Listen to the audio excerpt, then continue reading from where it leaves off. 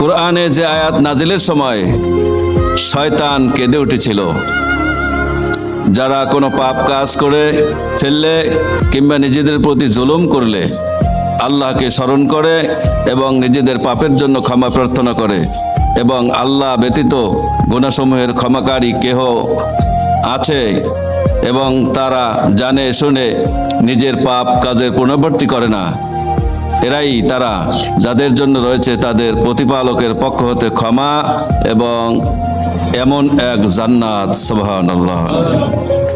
যে মহান জান্নাতের কথা আল্লাহ রাব্বুল আলামিন বলেছেন, জান্নাতের এই তরুণ দ্বারে হুরবালার এসে জানাইবে সুস্বাগত মধুর হাসি হেসে, গলায় গলা মিলাইয়া গালের সাথে গাল, বলবে তোমার ইন্তেজারে ছিলাম এতকাল, এসো এসো প্রিয় সখা এসো মোদের সনে, রাখবো সদা বেঁধে তোমায় মধুর আলিঙ্গনে। সুবহানাল্লাহ। মানুষের প্রতি দয়া অনুগ্রহ করার ফজিলত রাসূল পাক সাল্লাল্লাহু আলাইহি সাল্লাম বলেছেন, আল্লাহ তাআলা দয়ালুদের উপর দয়া ও অনুগ্রহ করেন, যারা জমিনে বসবাস করছে তাদের প্রতি তোমরা দয়া করো, যিনি আকাশে আছেন তিনি তোমাদের প্রতি দয়া করবেন, দয়া রহমান হতে উদ্গত।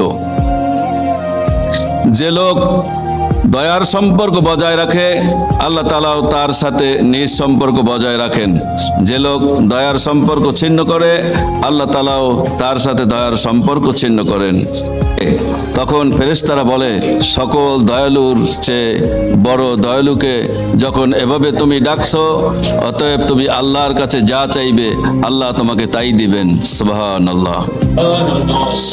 রিজিক ও নিয়ামত তোমরা যদি সত্যিকার ভাবে আল্লাহর উপর ভরসা করো তবে তিনি পাখিদের মতোই তোমাদের রিজিকের ব্যবস্থা করবেন।